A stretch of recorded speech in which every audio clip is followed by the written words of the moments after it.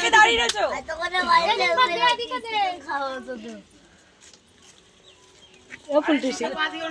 নিচে কাদা আছে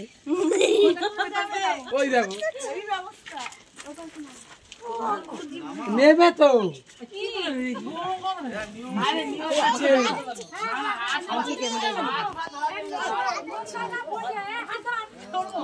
বিয়ের পরে দিরাগমনে এসছে অষ্টমঙ্গলে যেটাকে বলে নিয়ে যাবে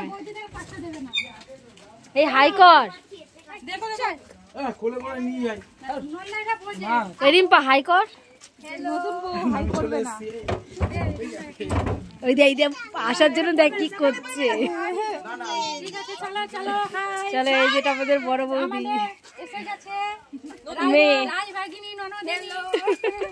ঠাকুর জামাই চলে গেল ও বাবা কতদিন পরে ঠাকুর জামাই টাটা